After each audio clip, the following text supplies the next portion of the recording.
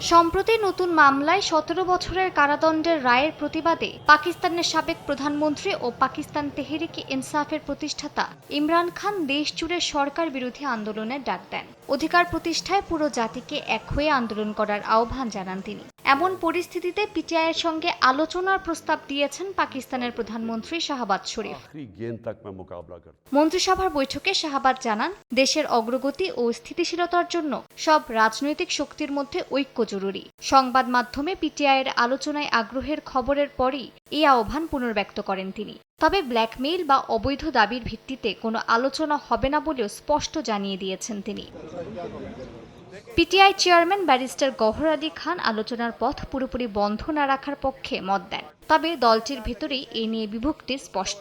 ইমরান খানের বোন আলেমা খান প্রকাশ্যে হুঁশিয়ারি দিয়ে জানান, ইমরান সরকার বিরোধী আন্দোলনের নির্দেশ দিয়েছেন এবং তার অনুমতি ছাড়া কেউ আলোচনার কথা বললে তারা দলের সদস্য থাকতে পারবে না।